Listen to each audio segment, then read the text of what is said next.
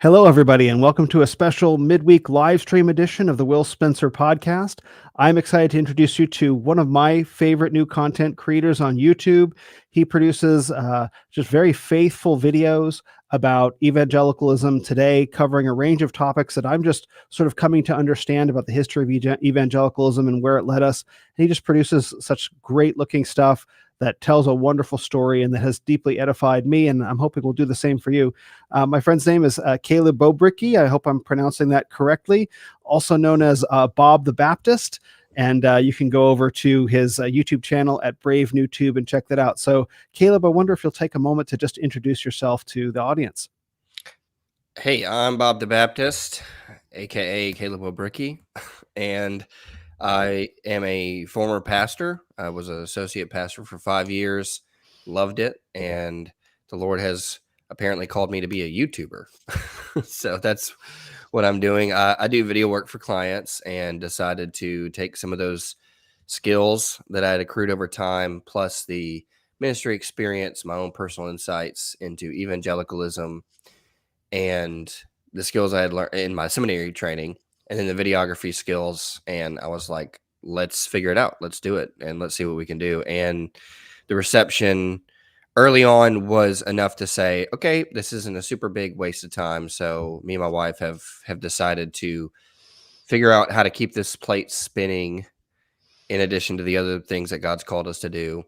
And every single week it's been super rewarding. And one of the things that I try to bring to bear on everything is I've also, while getting the training that I've gotten up to this point, I've always been super obsessed with politics, I guess you could say, politics, and it continues to get more and more refined. I'm obsessed with political theology and just the ideas of it.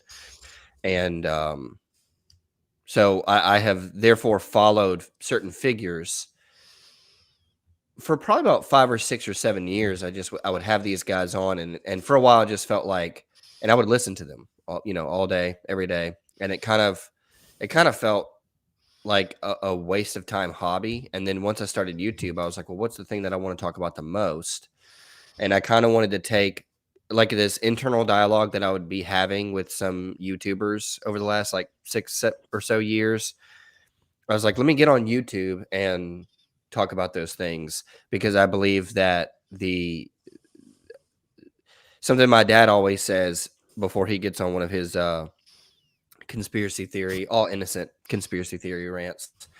He's like, people don't realize, and then he'll proceed to say what people don't realize. And I'm starting to realize that that's kind of who I am a little bit, is hey, there's this, that, or the other hate taking place in culture, specifically Reformed evangelicalism.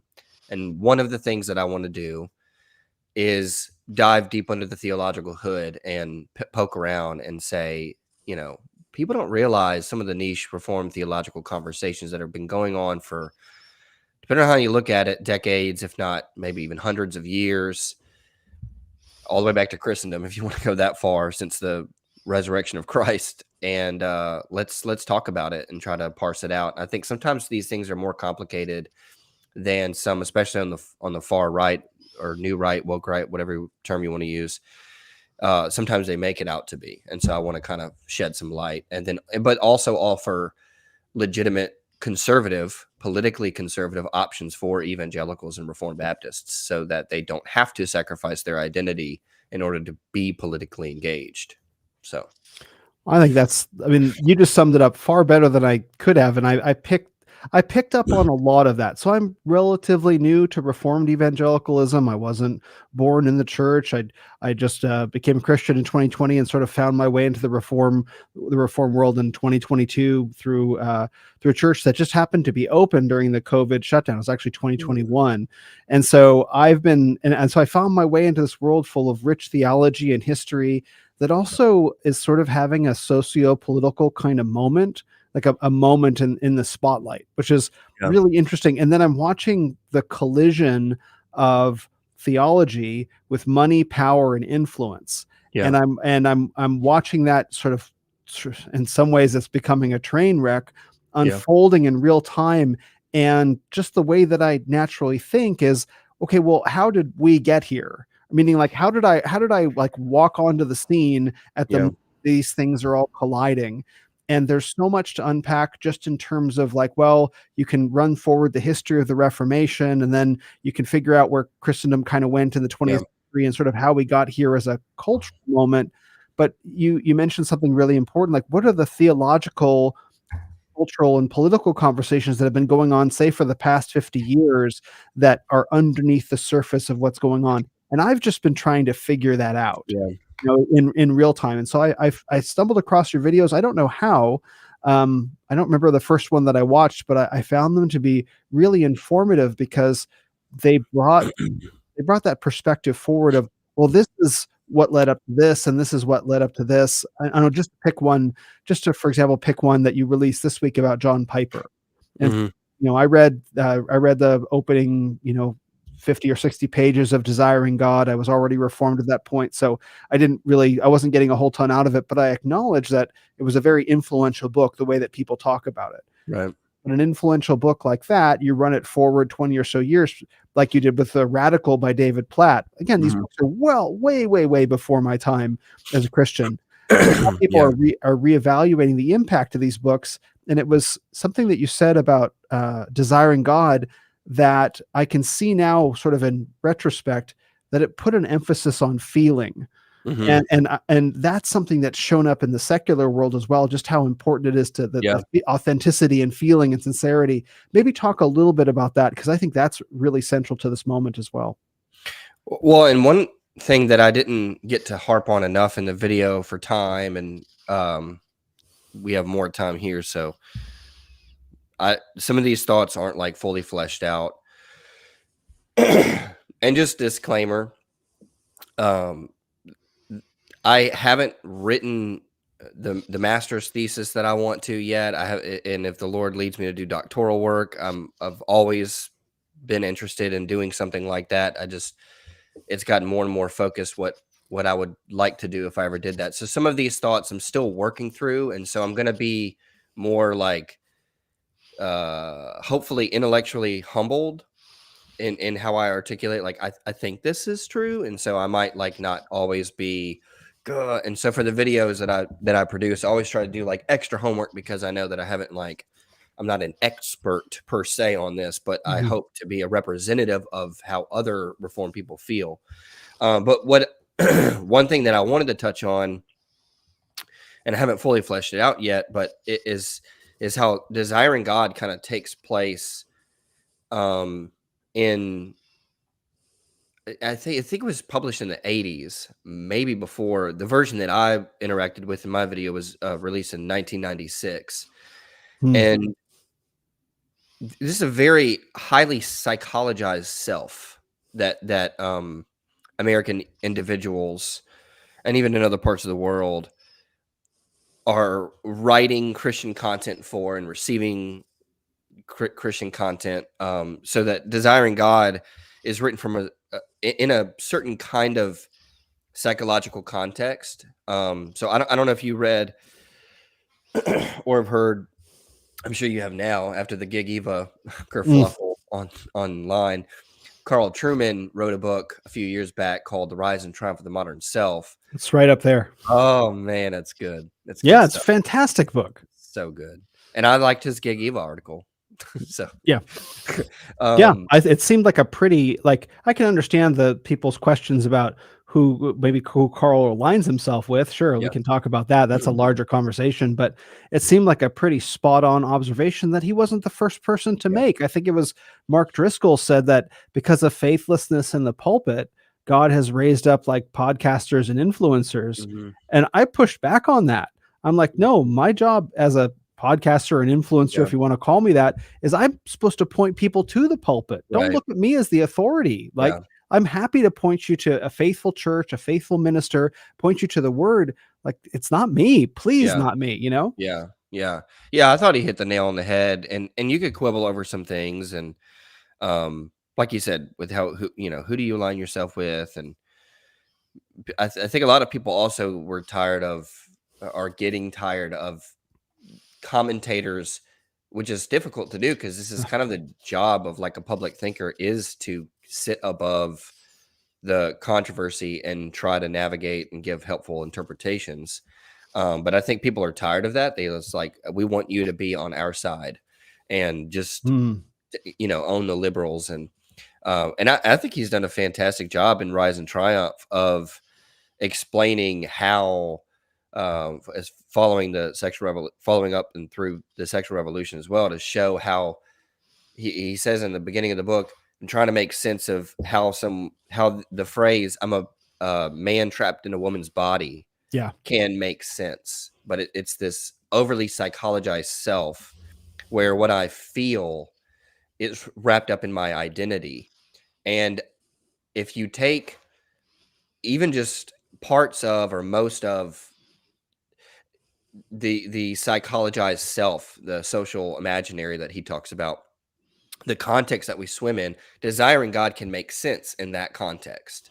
And that within that social imaginary where people do identify their feelings with themselves and maybe overly emphasize our perception of our feelings, not just the command of the duty to love, which incorporates the intellect and the will and the affections, but now it includes passions. And what I see him doing is actually putting passions at the top, almost kind of reading the intellect and the will and the affections through passion, and more than that, the interpretation of passion. And so, and I don't know. We can get into, if you want, like what maybe Piper was responding to, but that's my attempt at explaining why Desiring God made sense. And my purpose in talking about that book, because there are a lot of people that were like, well, why don't you talk about final justification and this, that, and the other with Piper? But one thing that's been a blessing and a curse is I've so niched myself in my YouTube channel that there are so many things that I would love to talk about, but I can't because I have a very specific project. And that is, like you said, to try to tell the story of Reformed evangelicalism. So what my Mhm. purpose in that video was specifically in this season of Brave New Tube is to focus on the importance of law and with the angle of the young restless reform movement. And so when I bring up Desiring God, it has to be with that angle and to show, I called him a reform or young restless reformed ethicist. What does he give us? And he talked about the Christian life is almost exclusively what he talked about. I don't remember a whole lot of works from Piper explaining the doctrine of God, no intense philosophical works. Most of it was marriage, fasting, money, missions, worship. And so he's trying to give ethics for the Christian life, i.e., obedience to God's law. And so how does he define obedience? It seemed to me, it seems to me that he defined it in terms of passions and our interpretations of our passions and our feelings. And I think that did two things. It left open the door for, I believe, wokeness to enter in. It certainly didn't help. I believe it contributed to the door being open to that. And then perhaps in response to that, I think there might be more going on, but then also in response to that, the, in my opinion, extreme conservative response to the errors that had seeped in to the young restless reform movement. And I was Mhm. there. I was at the T4G where David Platt gave that message. I remember the conversations that we were having around that time. I didn't get to go to TGC to see Matt Chandler's response, but I was there in a sense. I was there with Joel Webb, and I was there processing like all of these things, and I see them going in certain directions in response to those errors. Mhm. And just to be really clear, I've massively benefited from John Piper's ministry. Mhm. I was binging, what was it, Ask Pastor John, that series on YouTube Mhm. that he does, a little Yep. 15-minute theological Q&A. Yeah. I think that series was brilliant, and especially as things have heated up in the political side of Reformed evangelicalism, I have found it very refreshing to go back to his Oh, teachings yeah. about just everyday faithfulness, where where at least in these podcasts, he has stayed out of political questions. It's like, I just need a break. Yeah. And it is actually very refreshing, is the exact feeling. And And so, his sincerity is refreshing. I mean, yeah, I've listened to Romans, which took him 8 years to preach through twice.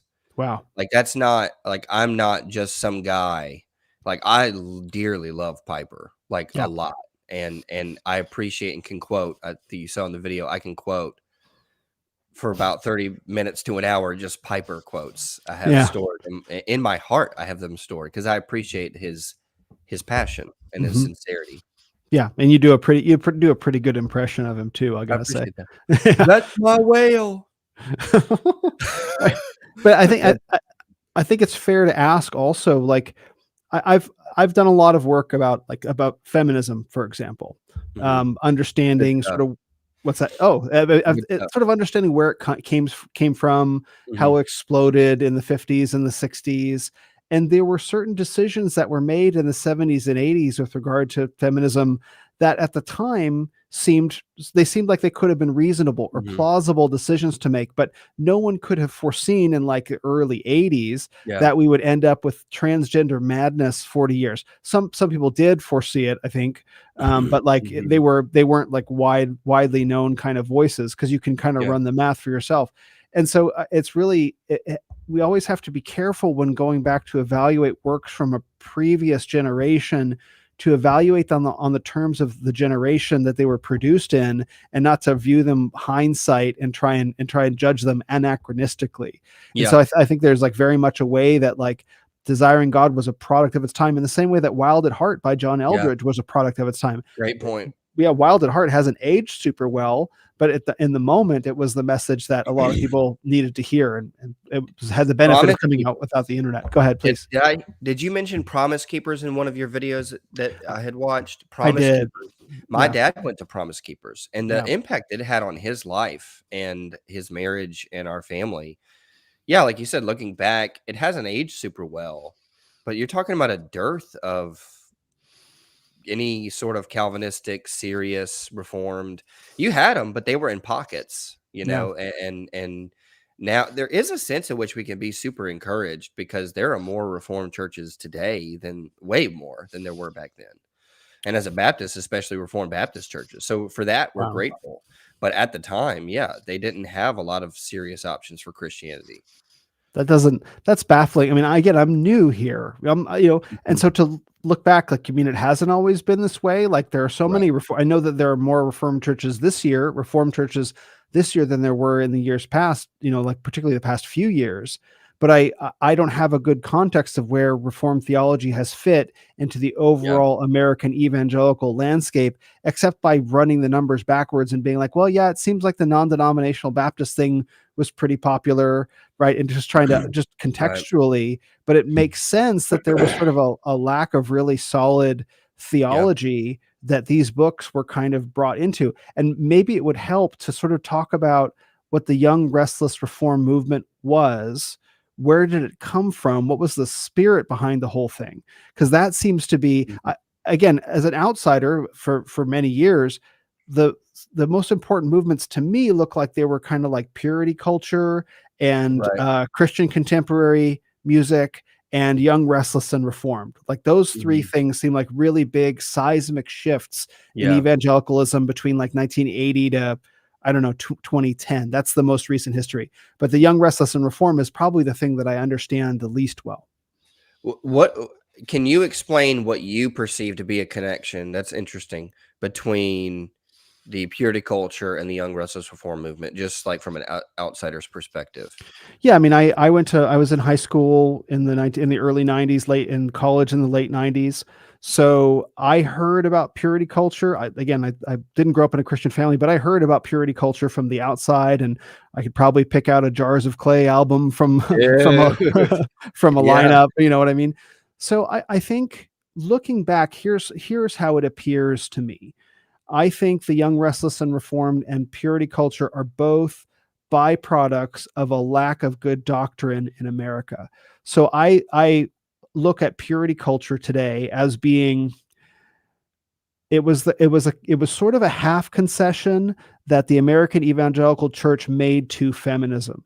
They Mm, bought the assumption that women and men shouldn't be getting married until they have a chance to go to college and have some time to themselves throughout their 20s, and they should maybe get married in their late 20s or early 30s.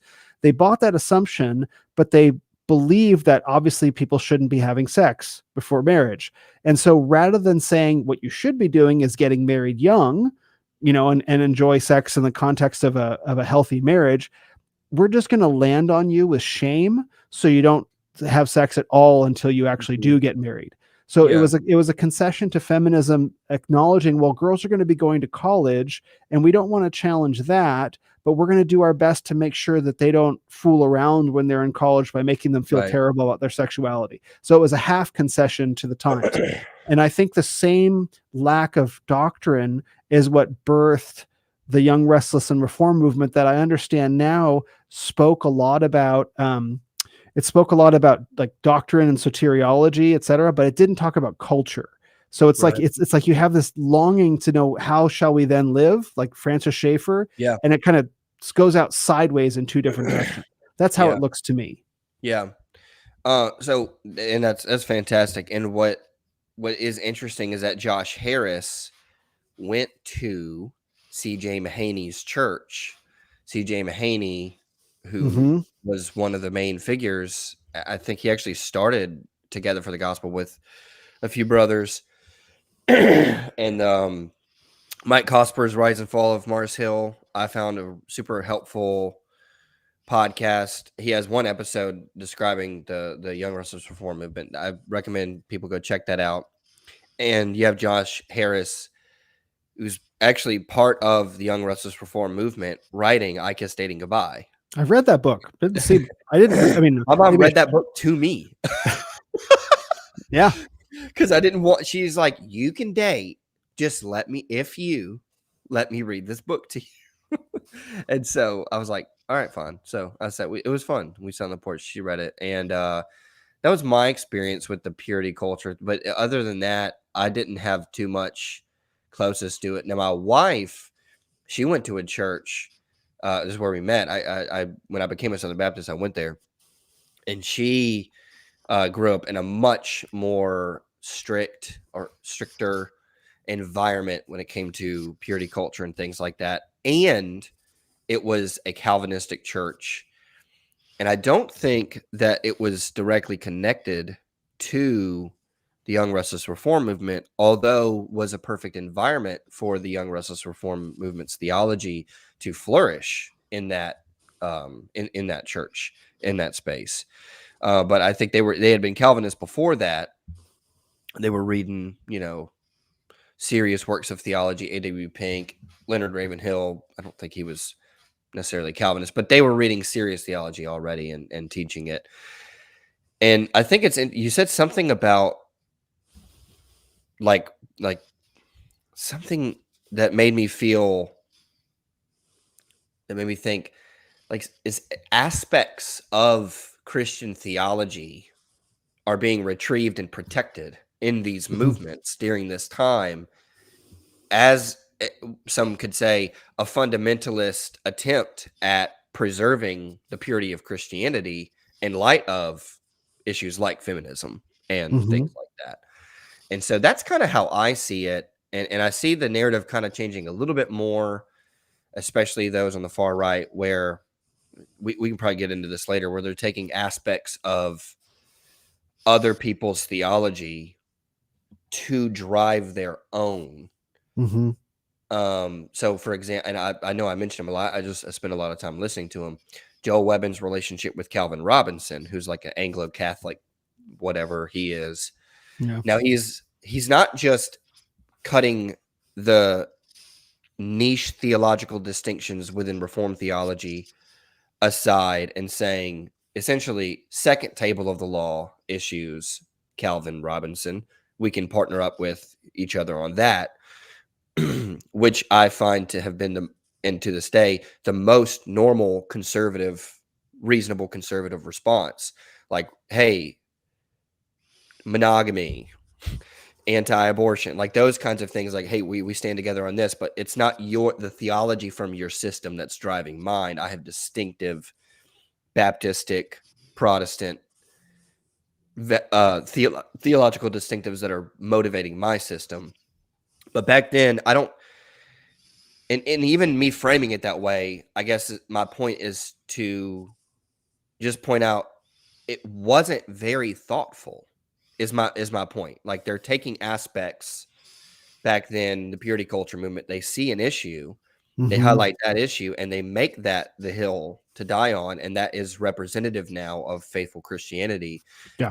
But the problem is, and I want to get to answering your question about how the Young Restless Reform movement comes about, but the problem is that this is happening on so many different fronts. Take, Mm. for example, the purity culture movement, and then later the Young Restless Reform movement, and eventually those things come together. All these silos come together, but they have long-standing histories, going back decades, and some of them are Calvinistic, and some of them are more Arminian, and so on, so on. So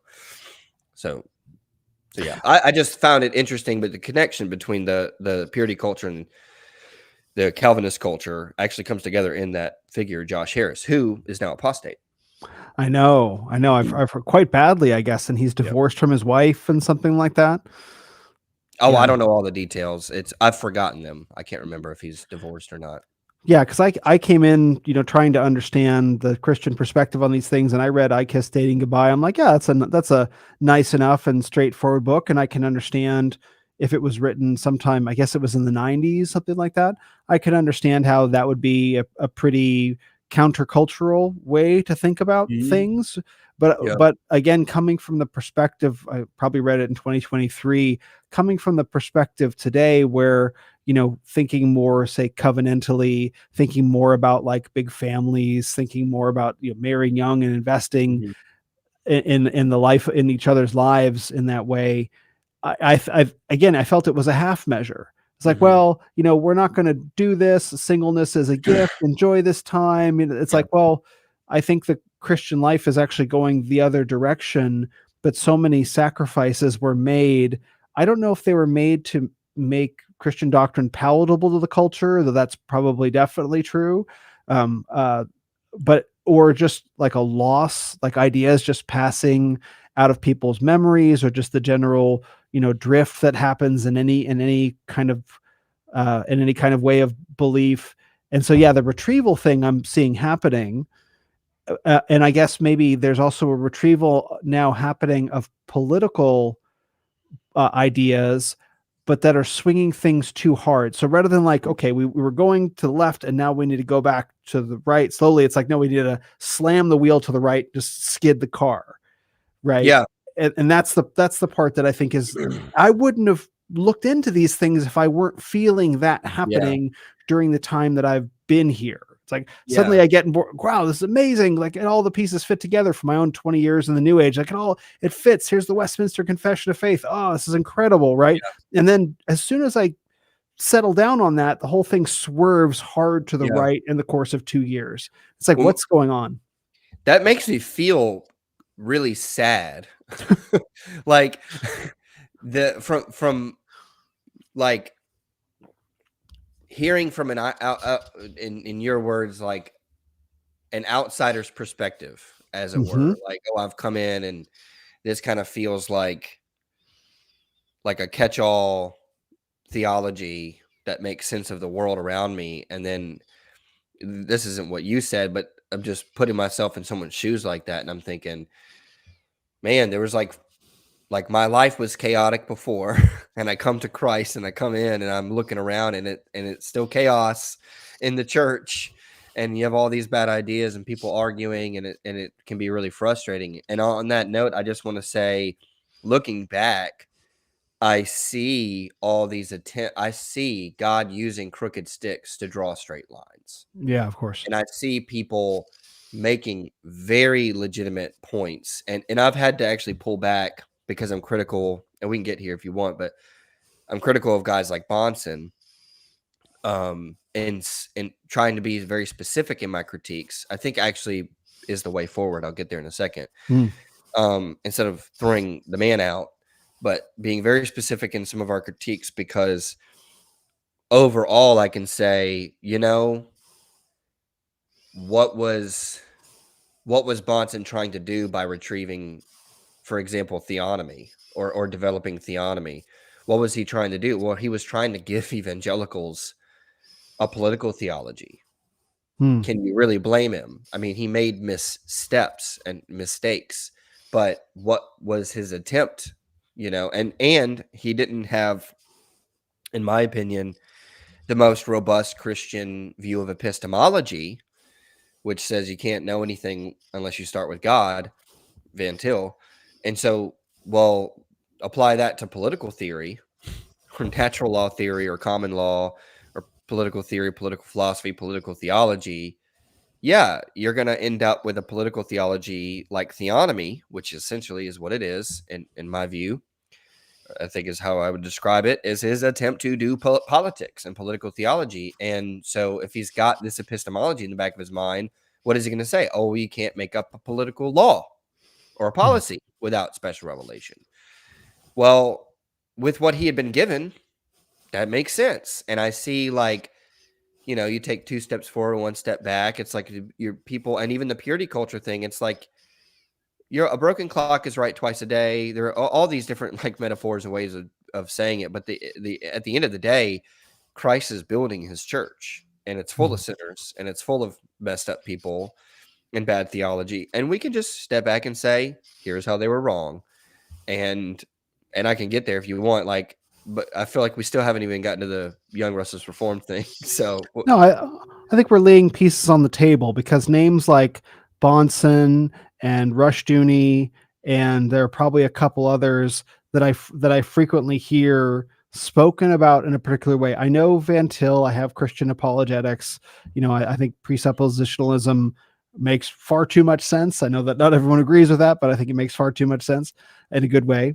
And so I'm starting to, as I've put the pieces together since becoming a Christian, understanding things like the Protestant Reformation, right? Understanding that. Did I lose you? I think I lost Caleb. Anyway, so I'm going to wait for him to come back and just continue my thought. So Steve Reidling asked, where the heck is your mic holder, Bob? And I don't know where his mic holder is, but hopefully when he comes back, he'll be able to answer that question. Sorry about this, guys. Let me check my messages and see if there's anything from Caleb. There isn't anything from Caleb. I am so sorry. It's all right. Don't step on. We're still good. We're still good. Don't step on the plug. Oh my goodness! I hit the wrong back arrow. I was trying to clear something off my display. That's okay. All good. Yeah. So I was saying that I've been Protestant Reformation's the yeah. last So thing.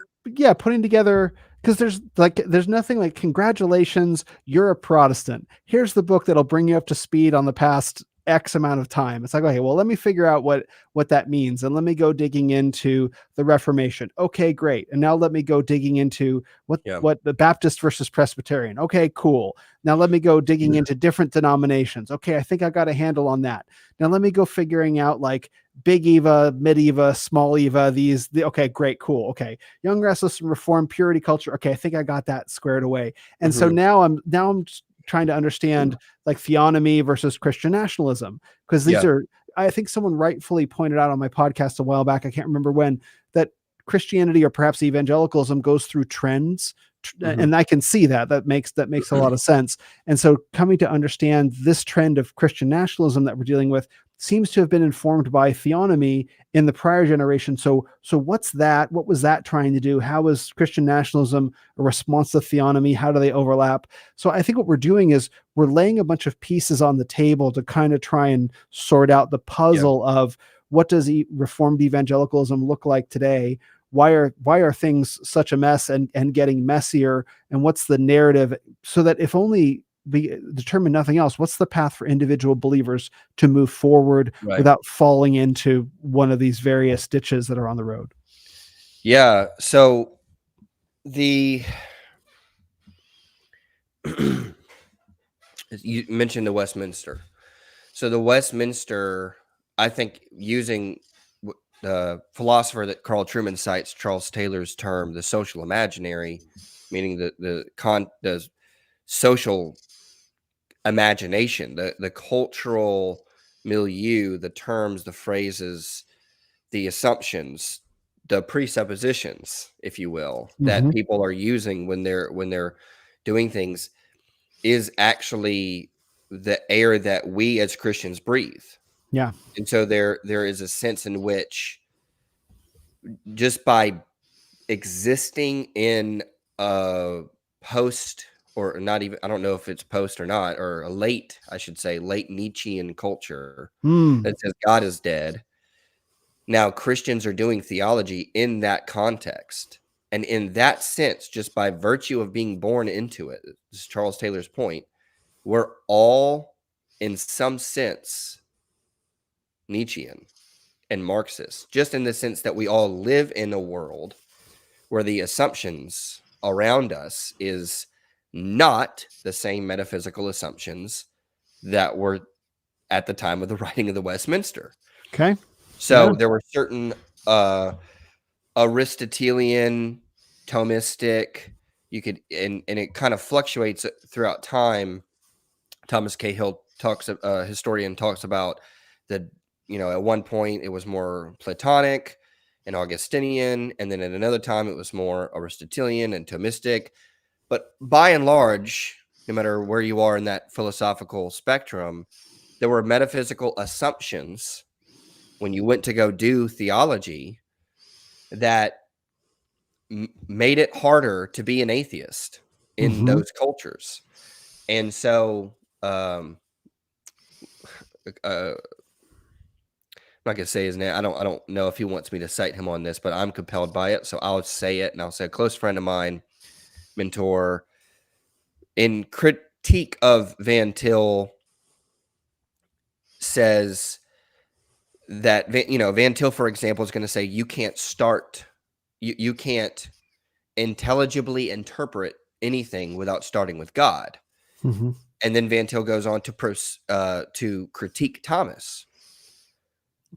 Well, Thomas was starting with God because he lived in a culture that started with these assumptions about God or the gods, the divine authorities. There's an hierarchical authority structure already in place when they go before Parliament, which is unthinkable that we would have to appeal to a higher authority to allow us to even write our confession, but they do. One of my favorite books is the Minutes of the Westminster. It 5 years, 6 years, 4 years to write all of these documents with the oversight of Parliament and the emphasis of the civil magistrate. Even the doctrine of the civil magistrate in the Westminster in the Second London is taking place in that context where kings and civil magistrates, we don't think of it in that context. And so it's a pretty good critique, I gotta say. But what was Van Til trying to do? He's trying to fight, in the words of R.C. Sproul, no one dealt a better blow against postmodernism than Van Til. Yet again, that's another example of Van Til trying to, chew the meat, spit out the bones kind of thing. Like whatever your criticisms of Van Til are, and I have them, but I try to avoid calling myself, and I'm not trying to be squishy, but I legitimately want to honor the systems of these men in the times that they were in. So what was he trying to do? He was trying to bring God back into a world that has killed him, and so all of these systems, all of these Christian attempts after the 20th century are taking place in this social imaginary. And I think all of them have one thing in common. They are not confessionally robust. Another way to say it is they aren't functioning with a holistic Christian system.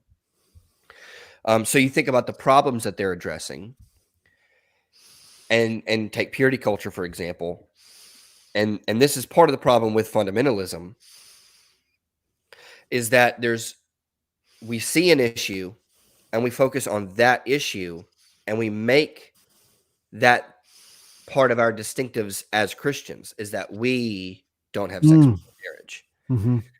This was especially clear in the Presbyterian controversy of the 1920s with the loss of Princeton and the founding of the OPC, Orthodox Presbyterian Church, and the founding of Westminster, Philadelphia. Gresham Machen. And he said, "If I must be considered a fundamentalist, may I be one of the highest stripe."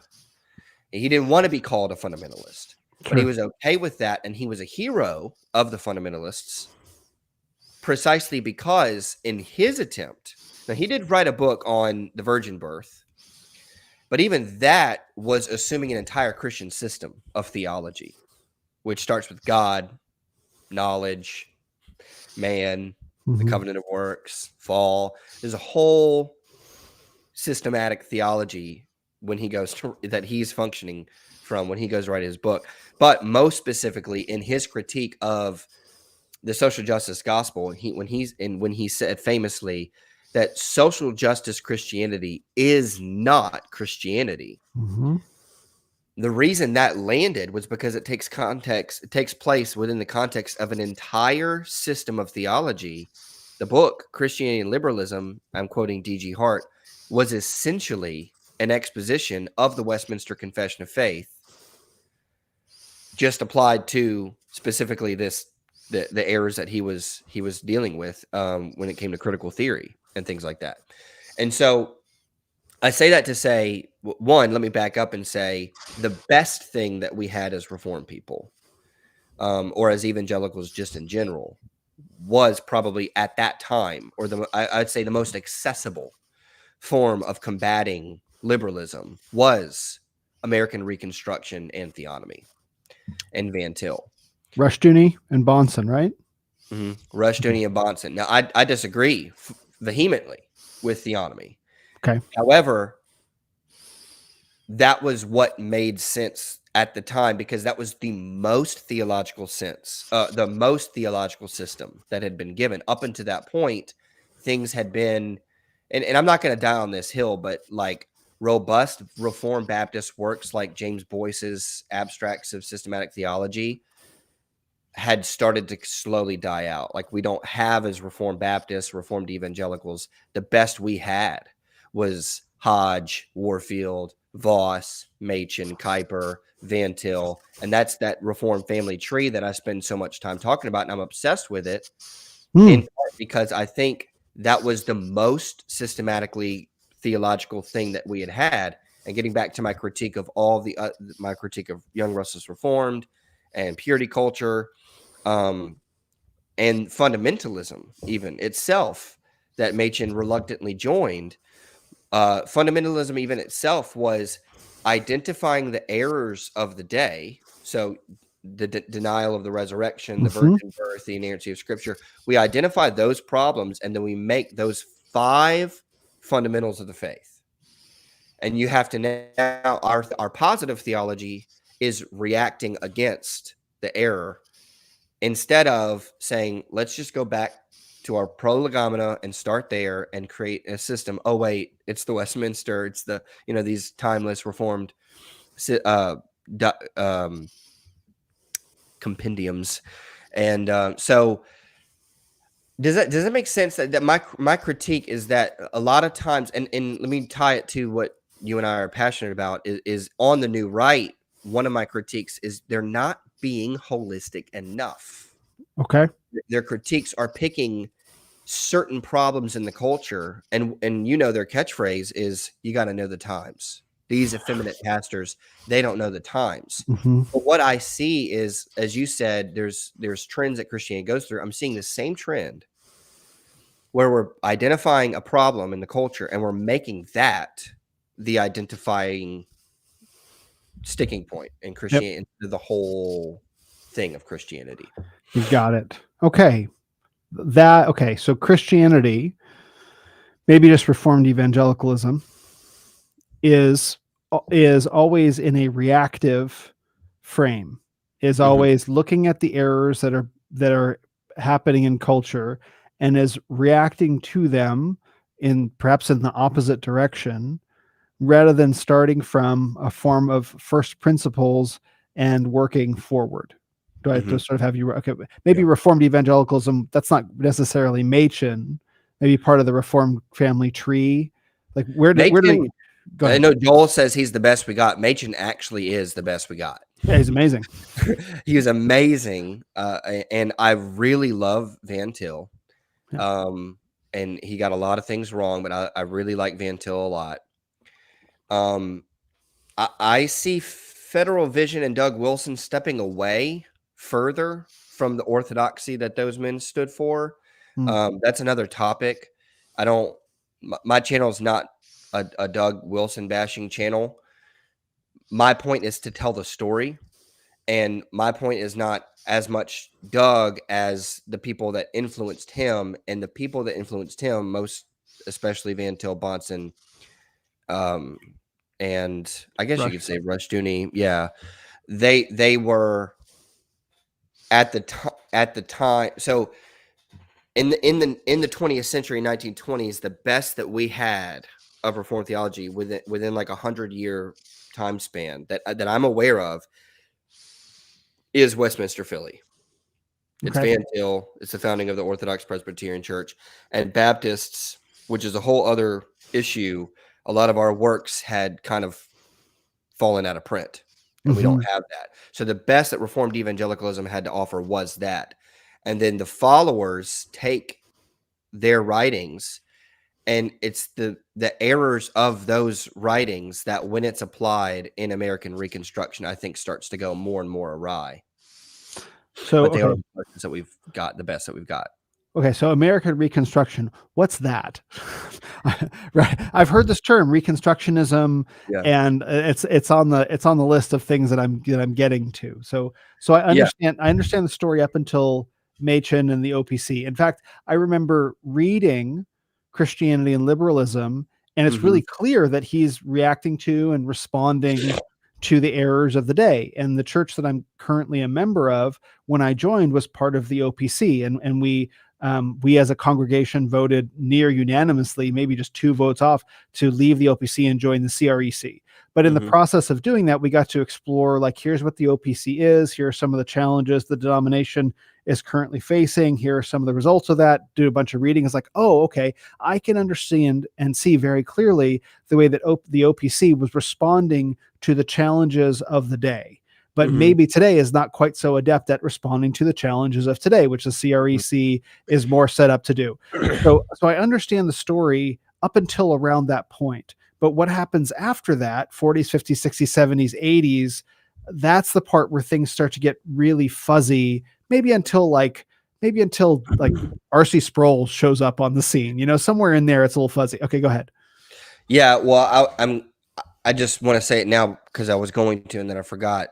Sproul is actually the best that we've got, or was when he was alive. He was just the clearest, most confessional, most reformed, most holistic, most orthodox guy, and also at times, and like I mentioned Van Til earlier, he was critical of Van Til's epistemology, but I mean, by and large, Sproul was amazing.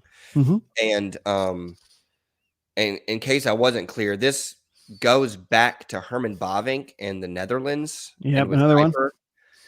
And then them coming over to America. I'm writing a lecture right now on that starts off with Voss, and when he comes over to America from Holland, and he was critical of America. But their influence over there at Princeton is the backdrop and the recovery of Reformed identity at that time. Their influence serves as the backdrop for founding of the OPC and then how things are developed. So you kind of see like a little bit of a dearth. Bavinck kind of responding to the French Revolution, really, and then there were all these other issues that we have to talk about.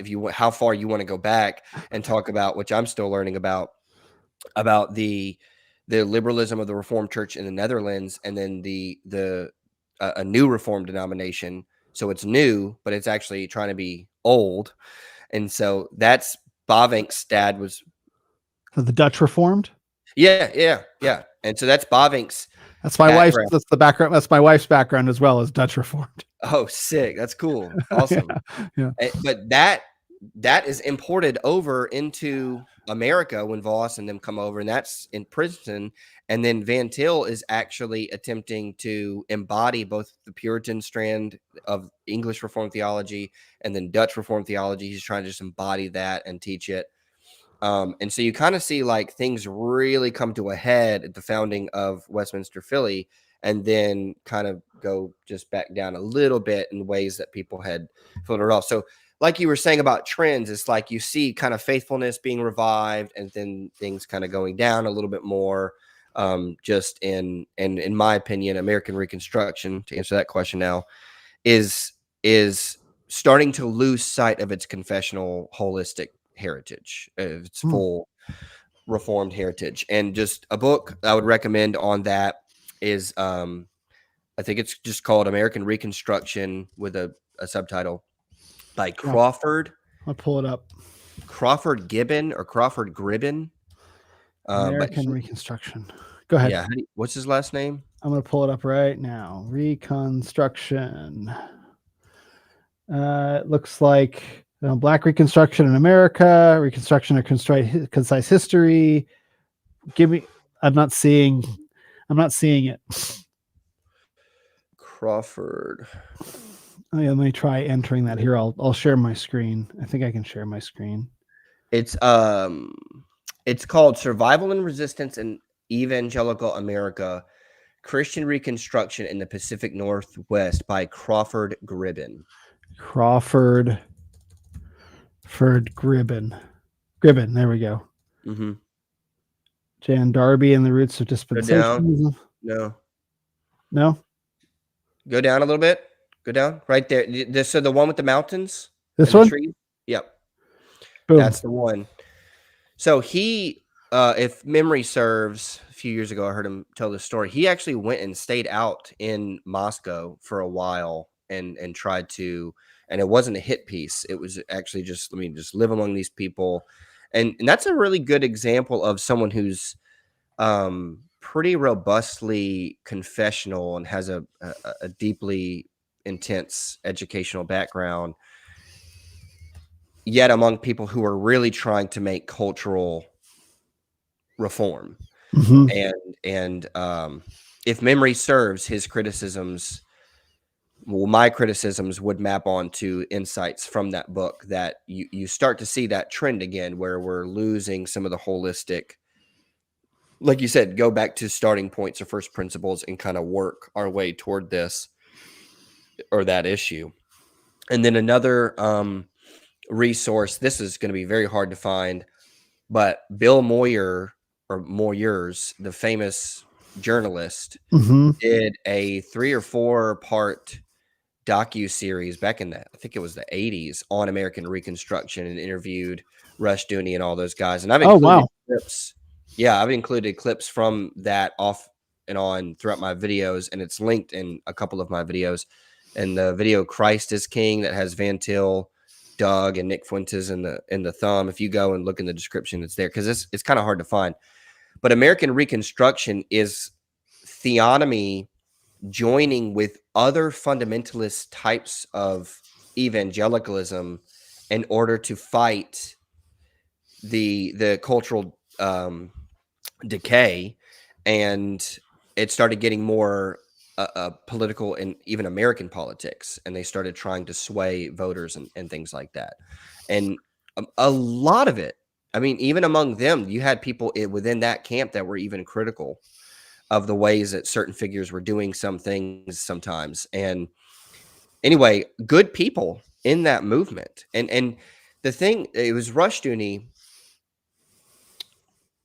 We have Francis Schaeffer and his criticisms of education, which I think that Francis Schaeffer, as part of that tree, yet again, is that was a good man, and he was Mm. spot on. Most of our problems come from bad education. Mm-hmm. And so Schaeffer was on point about that. And what Rushdoony did really well was spearhead the homeschooling movement, which I think was all in all a good thing. Mm-hmm. And you had a lot of parents who were really concerned about the teaching of evolution. And part of my issue with that is you're asserting that the universe exploded from nothing, by nothing, but you're stating it as a fact and not as a belief. Right. And so what gets slipped under the table into the kids' minds is these isolated facts. I think this is part of what Van Til was critical of, is there is no brute fact, but you're not actually being totally intellectually honest that this is actually a system of belief and faith. And I think what Rushdoony was trying to do is spearhead that.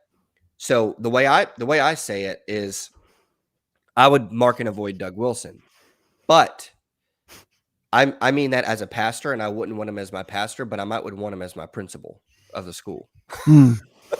Because there are certain social things that Doug is able to reveal that can be helpful at some times. But all I'm trying to do is reveal the ways in which he's not approaching this holistically and as specifically motivated by Orthodox Reformed theology. That would be my criticism of his theology. And so, and that I think is the way forward. I think we were talking about earlier, the way forward would be to try to keep our criticisms less tribal and more specific, pointed specifically at specific theological errors, and show, which is what I try to, I never want to mock Joel Webbin or any of these guys. I want to show how they are sacrificing the rest of their theology to highlight one thing that they see in the culture that they want to fix at the expense of all the other highly important things in their Christian theology. Like, for example, the common criticism of Joel is, where does he ever preach the gospel? Right. So anyway. No, this is extraordinarily helpful for a bunch of reasons. One is, now I understand the term American Reconstructionism, because whenever something has a label, before I can ever understand the thing, maybe I'm weird this way, I have to understand what is being reconstructed. It's like, it's Right. American Reconstructionism. Okay, you can describe the whole thing, but help me understand what's being reconstructed. And now, hearing your description that way, okay, now I understand why it's called that. So I can put the correct puzzle into place. And I think I understand also now why I like your videos so much. I mean, there are many reasons, and I mean this sincerely, by the way, because I agree with you wholeheartedly that critiques have to come from a position of theological integrity and not from a position of tribalism. Like, I'm not part of any tribe. I try really hard not to be a specific part of any tribe, to do my own thing, to do it independently, and to evaluate the ball where it lies on the ground for the sake of it, and not trying to make a call either way as any sort of, I guess we say, referee. The ball's there. This is what I think of it based on what I know. When I see around me, people are leveling critiques at each other over the fence based on their tribe and missing something on their own side. Yeah. You know what I mean? And it's like, well, no, I'm not on a side. I'm on Jesus' side. And I think that's the third and final piece of that is, we all have to be very careful, and it all means all.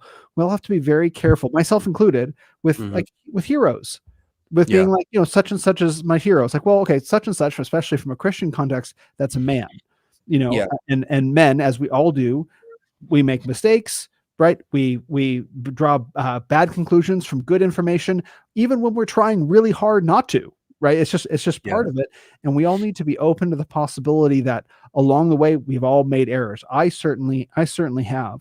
And I think the third element of a lot of what's happening today is that tribalism. I'm of Paul, I'm of Apollos. It's like, whoa, hold on. You know what I mean? I got a book here, and I'm of this. And that the answers for what that means aren't always 1,000% crystal clear. But if you don't begin from here, if you begin from some lineage, that's something that we should be equally critical of, and be willing to be critical of our own lineages to make sure that we get it right, instead of just we're carrying on the tradition that we inherited. Well, yes, don't throw out tradition willy-nilly. Value, like Chesterton's fence, value it if you don't know why it's there. And ask why it's there. Yeah. And so two errors I saw in the brief study I did of the 20th century debates with fundamentalism is that you had two approaches that Machen found himself in, and that was so incredibly complicated history. But by and large, you had an approach to national instability that said it really focused on ecumenism. So let's just hold hands and sing Kumbaya and just love on each other. But then you also have the fundamentalists, which are like, no, if you don't agree on all these 5 points, then you're not with us, you're against us. And Machen finds himself, obviously Machen becomes the hero of the fundamentalists because he is actually able to combat the errors because he does it confessionally. Right. So the issue was that, on my view, is that ecumenism doesn't work by itself because that is community based on the idea of community. Okay. But fundamentalism doesn't work because it's too tribal. So then my question is, how do we achieve ecumenism, which is in the scriptures, is unity, Christian unity among Christians? So how do we figure out, especially online, which is the trickiest part of it? Because I have heroes, but I know them. Right. Like, I know people, human beings that I can call when I'm confused, and hey, I have a question. Can you help me work through this? Professors at my seminary and so on and so forth. So part of the issue is that I think, and I still think that we're working it out. Many in the PCA have this worked out pretty well. The OPC, I think, is still a really good example of how to do this. They can be, and the OPC is, I say they're staying strong to this day. When you graduate Westminster Philly, you get a pin, I was told, that says "One of Machen's Warriors," Oh, okay. Cool. something like that. And so they still have this almost borderline abusive commitment to theological precision, like annoying. Like, why are you so persnickety about this and that? But what they are trying to do, I think, and the result is, though, the focus on confessional conversations. And this has really been borne out with comments that I engage with on my YouTube videos all the time. Is I have a lot, for example, Lutherans that watch my stuff. And yet I have Lutherans that buy my shirts that say "Stay Baptist, my friends." And I've really puzzled at why are they doing that? And I think it's because what they hear is "stay committed to your evangelical convictions, my friends." That's what I hear. Yeah. And it's not offensive because I'm not telling anyone to become Baptist. I'm simply calling people to, I think it also means stay Presbyterian, my friends, in the sense that, hey, if that's what you are, don't sacrifice your confessional theology to achieve political ends. And I think the result of this is actually going to be a natural unity rather than something that we're trying to achieve or being overly schismatic to achieve cultural things or overly tribal. We just confess the faith and we say, this is what I believe. Now, specifically, I think you get this wrong. Let's talk about that. And instead of slandering the person or their ministry and being careful to not, like, say, oh, well, I don't think you're a Christian, or if you listen to that person, there's a way to be very specific. And that is really, really hard. Yeah. So opt for either what I see to this day, I see the overly ecumenical mindset or the overly fundamentalist mindset, which is like, I'm not part of you, we're not friends, or just, hey, can we just get along? And it's like, but we have real issues here. The problem is, what is our spirit when we go to engage with these things? And can we, in confessional agreement and disagreement, by knowing where we stand and don't stand with one another, can we actually better achieve even political things together, but just knowing where we stand? And again, I think that's why Machen was a hero, was because he was doing it that holistic way. And then the fundamentalists were like, we love you. And he's like, well, if I have to be considered one, I guess let me try to be the best fundamentalist I can be. Right. And then to your point about Christian nationalism and its relation to theonomy, this needs to be double checked and peer reviewed. But I'm just thinking out loud right now. I always have wondered if American Reconstruction is a kind of Christian nationalism because of how you see theonomy become absorbed in the American Reconstruction movement with other people who Actually, there were dispensationalists that joined the American Reconstruction movement, and I wonder if you see that. All still different than Stephen Wolfe's Christian nationalism, it seems to me. Than like Stephen Wolfe's A Case for Christian Nationalism is a very detailed and specific, old conservative Puritan Reformed, very natural law theory, heavily so, very specific kind of work. But just in terms of the similarities, I do see, or in the motive for national stability, I see similarities between American Reconstruction and the multiple different kinds of Christian nationalism that we see today. I don't know if that makes sense. It does. It does. This is all very helpful because it's giving me a framework to understand a lot of ideas and names and concepts that are currently outside of my field of study, but I encounter their ideas Yeah. all the time. And I definitely understand the idea that, so you have the tenet, there's like 5 tenets of fundamentalism, Mhm. and I grew up and I knew about fundamentalist Christians and they were the big bad guys, right? Mhm. And then I became a Christian and I became reformed and I looked up fundamentalism, like what it actually means. I think I heard about it on a YouTube video and was like, well, I agree with those 5 Right. things. Right. Right. So I guess I've become a Yeah. fundamentalist, but I Yeah. can understand how there's 2 different ways to be a fundamentalist. You could be a Mhm. fundamentalist because like you like the jersey and you want to support team Right. fundamentalism, or you can be a fundamentalist because like I agree with those 5 points and I can defend them from scripture. And Right. that's a different that's a different level of, it's not an identity thing. Like I'm not on team fundamentalist because they're the winning team right now. It's like, Right. no, this is just biblical truth. Right. I get that. And also what you said about, it's about specific critiques, and I'm so glad you said that because I know a lot of people who um, want to attack lots of different folks in evangelicalism. We don't for the it's not important to name names right now. The names, some of them stay the same and some of them change every week. And my point to them is always, you have to be so precise. You can't just ridicule or slander or attack or you can't do that if you want to be effective. You have to have Yeah. specific, well thought out, targeted criticisms at sensitive points that you have to think really hard on and then push. Or the way that I like to describe it is you feel along the surface of this wall, right? There's something Right. that doesn't fit here, and you find the crack. It's like, there it is. And then you take a crowbar and you jam a crowbar in it and you pull. And like, Yeah. that's how we have to do things now. But you're absolutely right that it does require so much thought and precision and patience that social media doesn't allow for. No. Right. Yeah. So you have to, and so if you want to be effective, like you can't just label entire people. You have to find what are they saying? What standard are they professing? Are they holding themselves to? Mhm. And then you say, well, then you say or do or promote this. Not that they just offhandedly said one tweet one time.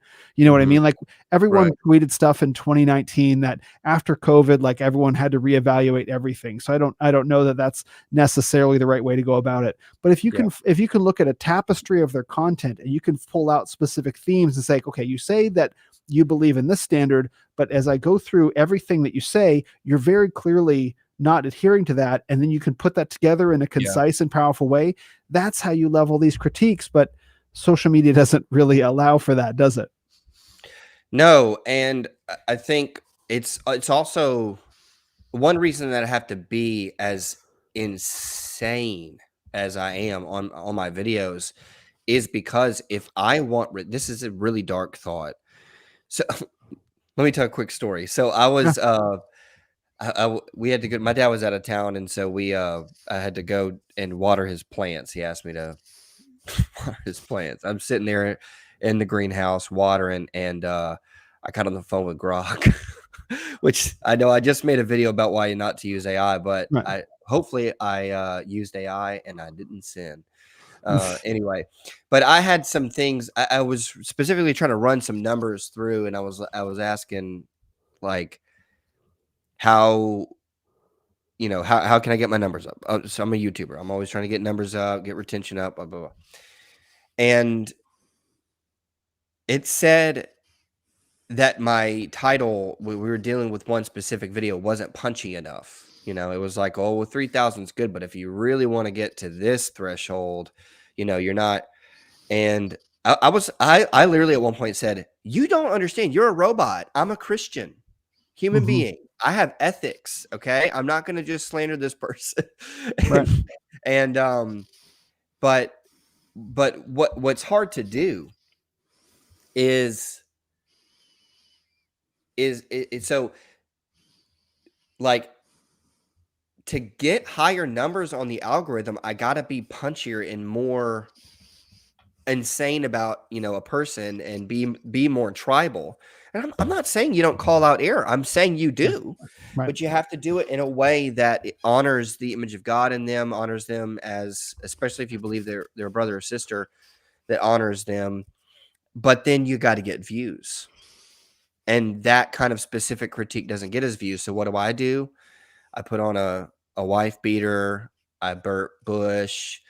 I try to be silly and entertaining because, and that's just, it's so dark to think like that is one reason why things get more, intensely so to be uh, character assassinations, or less careful, or like we've been talking about, like picking out that one thing that we see in the culture, maybe going the other extreme, like if we look at Joel Webbin and the flashier or the more intense or the more malignant that he can say something, it's going to get more views. Yeah. And that just, and if you're not, I don't think I'm a funny person, but I try really, really hard. And I think that is another explanation. These things aren't new. Like I said, I read the Westminster Minutes all the time. They argued then too, but they weren't on their lunch break tweeting about so and so. They would write pamphlets. Even it's just like these tools that we have. They appeal to the worst parts of ourselves, and I think make us more divided in how we approach these things. That's another reason why I talk about technology a lot too, is because of that issue. I think it helps explain the division a little bit. Yeah, you have to be. I don't personally have a problem with specific uses of AI. I think AI is actually good for some things. I think it can be used productively for editing purposes. It can be Mhm. used productively, as sort of like, well, help me. I've written this, and I give me a critical eye for this and help me point Yeah. out, like, I think it's fine for that. If you're using it to pretend, to be something that you're not, that's a totally different thing. And I think that there is also a reality of of on social media having to stand in a place that is unique and say a thing that is distinctive. Like, what is Mhm. your what? And that's called branding, we might say. And Mhm. I think branding in and of itself is not necessarily bad. I think differentiation is a good thing. What makes Yeah. you different from me, and all of that. I think where But when your brand is, I'm not that guy. right. That's dangerous. That's right. That's exactly what I was about to say. Or when you become the brand that you put on. You know what I mean? Like Mm, like if yeah. if I'm going to play this character during the day and then I switch off the camera and then I can't differentiate the character from the real life, that's another pit Yeah. that people Yeah. fall into. But it's like, I put this on for the purposes of entertainment. If like you put on the wife beater and you burp Bush and all of that. And someone asked earlier, someone said, let me pull it up. Steve Ridling, where the heck is your mic holder? Bob, Here's my mic holder right that's here. your mic holder. But like if you became that guy all the time, if you started walking around being the character, whatever gap there exists between Caleb and Bob the Baptist, if you started becoming Bob the Baptist, or you started getting high on your own supply, that's Mhm. another pit to fall Yeah. into. Yeah, or the opposite, being, feeling greatly down and, downtrodden when things aren't going the way you expect them to go either. And I think, you know, Yeah. like I've seen people get online and it's gonna sound really haughty, but I really I I went through a really dark season of depression, and maybe that has kind of leveled me out a little bit, and Mm.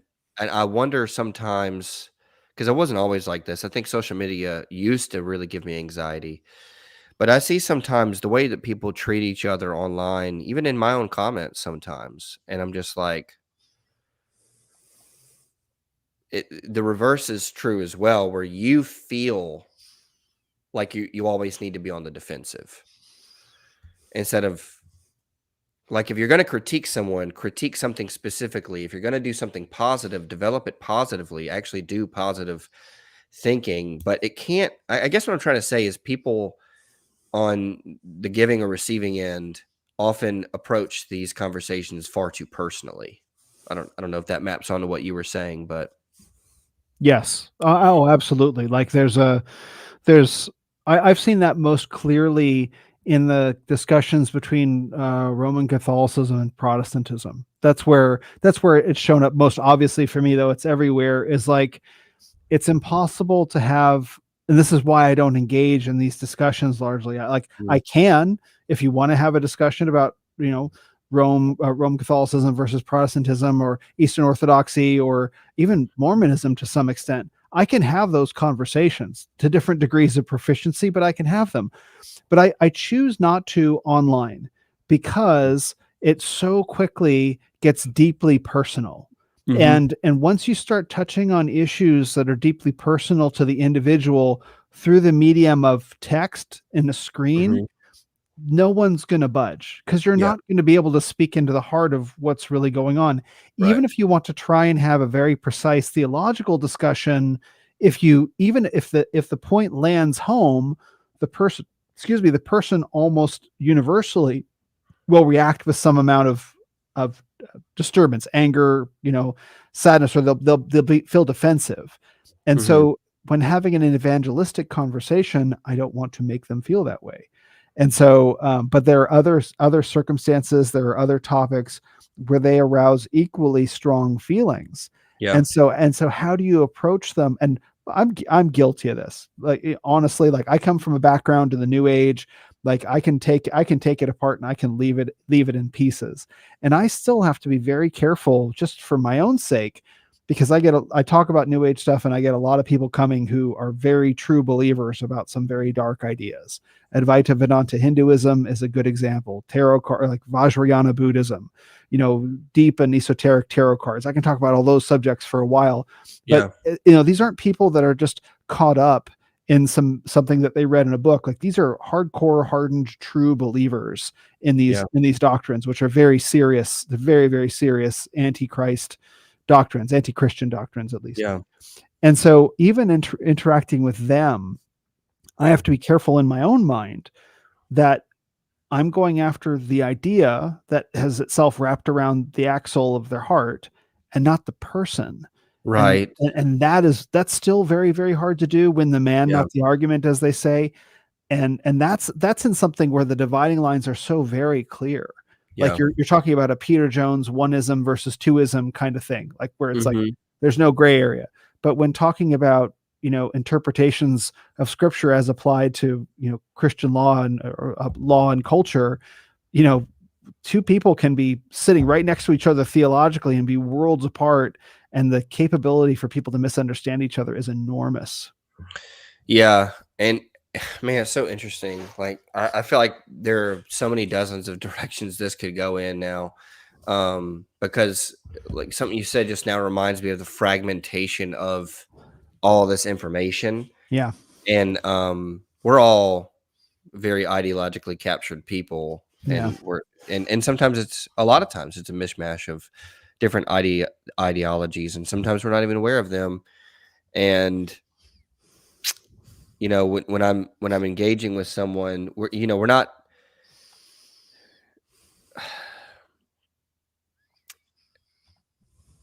like, I don't know if this makes sense with what you're saying, but like when I really started taking this online life very seriously, I started with this mindset of I need to take the truth very seriously, but not myself. Yes. I don't need to take myself too seriously, but I need to take the truth very seriously. Yeah. And I think that has helped me a lot. Like there, there's I just love this story. There's someone that I actually followed before I was anybody online famous, whatever. Before I had any kind of following, I follow this guy. And then when I started, my videos started kind of making a little bit of headway. This guy commented FAG at me because I had long hair, and he would like always comment that I need to cut my hair. And I literally had to laugh, like, and I laughed at it, and I laughed and tried to find funny ways. Like I sent like the Mel Gibson from Braveheart with his hair like that, just back at him. And I consider that dude a friend now. Like we're friends. He like reshares my stuff, and that might sound like kind of full of myself. My point is to say, if at the outset you go into this conversation, even if they're going to make fun of you, laugh it off. Yeah. It's not that big of a deal. Don't take yourself too seriously. Take the person very seriously. And then as you were talking, I was just thinking in Reformed theology world, we have in the statement in the Second London and Westminster that the Pope is the Antichrist. But I don't think that you as a Catholic are the Antichrist, you know. And also, I just said an idea. So there's a bunch of stuff wrapped up in that. One, that's the idea. It's not you. I'm not attacking you. I'm just saying what I think about what tradition you're part of is bad, like you were talking about Peter Jones. Also, I could be wrong. And people don't know how to, maybe not always, you don't have to always say I could be wrong in everything you say. I don't recommend a pastor caveat everything he says by constantly saying, oh, I could be wrong. But it's in how you assert the truth. Obviously, you need to preach confidently and boldly on standing on the truth of Scripture. But, and I get this from Joe Thorne, he said one time, you know, I said something about monogamy. And I think he was referring to that. And, you know, these two teenagers, I think he said, or college students were like, could you be wrong, though? And he was like, well, of course I could be wrong. And then he joked and he said, I'm not. Right. But I could be. And I just think that attitude of I'm not wrong, but I could be, is that kind of both and like, well, of course, I'm not God. I'm not omniscient. I don't know everything. But I actually really believe this. Like I would die like my forebears for the doctrine of believers' baptism. It's a secondary doctrine. But I would die for it. And I could be wrong. But like that right there, we keep talking about how hard this is. That's another reason why it's so hard, because in that moment, it kind of pushes against your conviction. Like, well, how much do you really believe this? And I think sometimes we get emotional because it starts to expose we don't really. And, you know, like if you're married and you're like, I've noticed that the times I'm more defensive, I'm actually less convinced of my position. But the more convinced, I'm actually able to be a little bit calmer and be like, okay, well, we can agree to disagree, you know. But it's almost like sometimes I have to convince her that she's wrong. And sometimes, you know, well, who are you trying to convince, me or yourself? No, I understand exactly what you mean about being able to hold things in a form of passionate belief while also being humble in how you hold it. Yeah. And the way that I always work with that is I have long felt since before I became a Christian that I'm not really qualified to debate any topic unless I can understand my opponent's position at least as well as I understand my own. Like if I'm going to argue with you or Steel anyone, man, you got to represent. Yeah. Well, yeah, exactly. Like, or even more than that, though, that is an aspect of it. Like, okay, so let me blank slate, you know, my own mind and try and get inside the worldview represented by this person, whatever it is they believe. let me go inside and let me construct it inside my own mind and get at least as much as possible how the thing works. So then I can step into their world and point out, you ever notice that a thing on the ceiling, that crack? Yeah, that's the flaw in your worldview that's letting Yeah. the draft in, right? Yeah. And unless I'm willing to do that for someone's ideas, I can't really effectively debate them. I can dehumanize them and I can, I can say all kinds of terrible things about and to them, but I can't win them. I can't convince them. And so I Yeah. tend to narrow down the subjects that I will actively engage on until I've gotten inside the worldview, insofar as they're willing to be honest about what it is. Like Yeah. someone who believes in Advaita Vedanta, Hinduism, we are all one, non-duality, you know, I am that, meaning there's no distinction between the observed and the observer, all Yeah. is one kind of consciousness. I can get inside that mindset because I've had it. And they're willing to be Mm. honest and say, well, yeah, all things are one and my consciousness is an illusion. Yeah. Cool, we can go there. But I find that there are a lot of people today that are not willing to be honest about what they actually believe.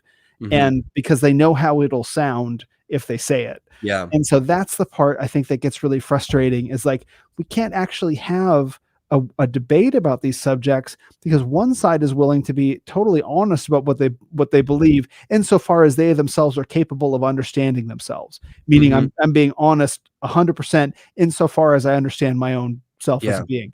And other people, like, you can kind of, it doesn't take long pushing on them to find that, like, maybe there's something that you believe in there that you're not owning, and we can't actually argue until you surface that. Yeah. But they won't, and that I think is the part that I find so maddening, because Yeah. then I have to encounter the question that I can't stand asking, and I have to ask it so often: is this man stupid or is he a liar?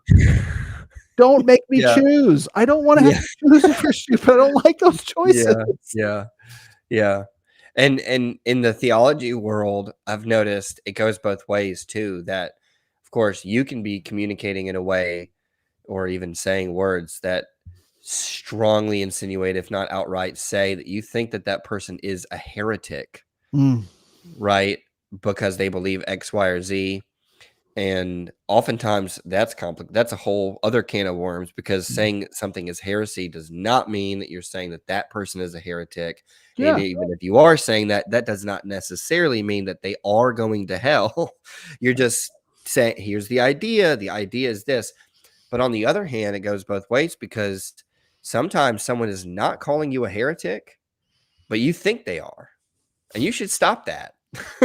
Like, it Right. goes, and I just see Paul doing this in the New Testament all the time. Believers that are arguing with each other, he's like, y'all need to like approach this conversation committed to the truth and to respecting each other as Mhm. you work through this together.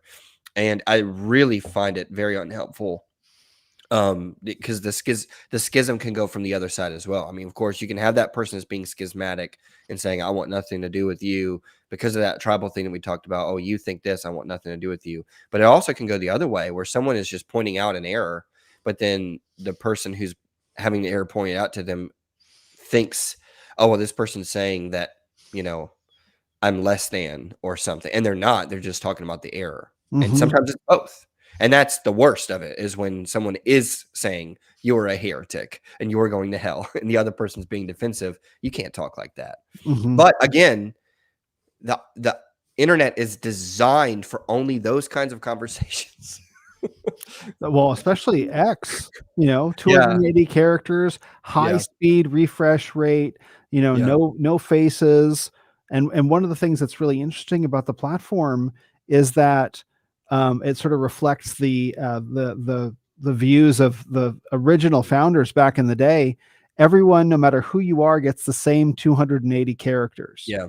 Yeah, like if I walk into a room full of other men, let's say, naturally we will determine a sort of status hierarchy amongst Yeah. ourselves through a process of intuition and question. So someone's words may carry more weight than someone else's. The guy Yeah. who's the leader of the group, he could say the same thing as the guy who's at the bottom of the group, same words, different message. But Yeah. on X, like, everyone's words look exactly the same, That's a the very good same point. Same space. So it reflects the egalitarian ideas of the founders that all of our words matter equally. Well, that's not necessarily true. Yeah. And so that Yeah. creates this illusion that someone with, millions, hundreds of thousands or millions of followers, like their opinion on something matters as much as someone with 50. And there's a good aspect of that. Like there's a speaking truth to power accountability aspect of that. But there also, it flips around to the other side being like, no, I'm just going to attack you ruthlessly and become Yeah. an anonymous troll demon, as I believe Jordan Peterson called them. Yeah. Yeah. And eh, I had two thoughts, and I was like, write it down. You're gonna forget. But the other thought I had was anonymity does not help No. because now you don't have to be held accountable for what you're saying. Well, you will be held accountable by God. Amen. Yeah. Amen. Yeah, but and I say that I know I have anonymous followers that follow me, like my stuff, and I I'm not saying similar to AI. I'm not saying that it in and of itself is sin, but it's really dangerous. Yeah. Anonymity is really dangerous. And just as a personal preference, I prefer to have my name, my face, and go out there and say, "This is what I said, and I'm going to do, and I'm going to try to be bold."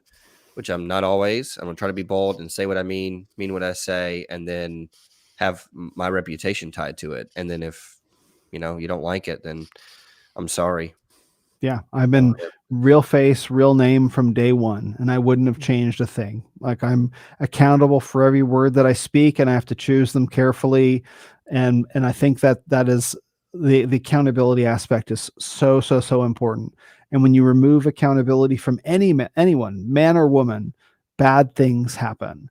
And Mhm, ultimately, even if you aren't surface accountable, if you're anonymous, oh, I won't be held accountable for my words. You're not like some brain in a jar. You mhm. still go about and interact in the world. And when you pop off on someone on X for half an hour, calling them all kinds of names, and then you log off and you got to turn around to the person behind the counter at the dry cleaners or whatever, you're not, unless you're a psycho, you're not just going to be able to switch over and like, oh, hi, how are you? And be polite. Like, you're going to carry that forward in your everyday life. And I don't think people recognize enough that Yeah. the boundaries between our online and offline life are very porous. Yeah. Yes. And because I didn't know if we were gonna get into this earlier when we were talking about something similar. The is the internet real? And like it is real, but it's not real life. But it massively impacts real life. Yes. Like when you look at Nick Fuentes and where is he now? Why is he where he is now? It's because of the internet, and his Oh, yeah. ideas are capturing a lot of people, and it's just. And then there was the whole Anon wars that you and I followed a little bit, Hmm. and how they were able to achieve certain levels of reputation and status and influence in certain spheres and circles on the internet and in real life because of anon armies. Like, who even are these people? Yeah. Yeah. I Well, don't know. I want to bring it back around to your channel and just for a little bit sort of talk about the long-term vision, because as I've watched your videos, I always got the sense that you'd been doing it for a really long time. And it was no, it was really strange. Just like, did I somehow miss, did he, and I think we talked about this, did he reboot his channel and start over? Yeah. But there's an impression created of and I mean this very sincerely, of deep experience, of lots of knowledge, and of a long history. And it feels like you're going towards a particular direction that maybe you've seen for a while. And I'm kind of curious if you're willing to share what that is. Yeah, I don't mind sharing a little bit. I mentioned to you that I was in a band. I don't know why, other than that he's just a good friend. Adam Broussard Oh, in yeah. the chat. Um, he was the screamer in our metal band. Oh. So Hi, drawing Adam. attention to that, if anyone wants to go try to figure that out, I don't know how you would find that on the internet, but it's there. So if you look hard enough, maybe you'll find it. But Here's Adam he, Broussard. yeah, yeah.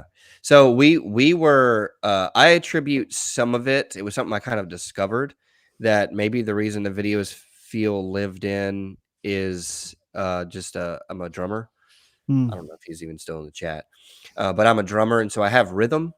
And I again, I didn't plan for this, but I kind of discovered that I kind of there he is. Yeah, I For kind Your of Joy YouTube. We ask about For Your Joy YouTube, but I'll let you get to that. absolutely not. No, that was yeah, okay, I'll talk about that in a second. Um anyway, so I love music, but I didn't never want to make it like actually any significant part of my career. But when God gives you talents and abilities, so I'm rhythmic, and so I think that's one reason.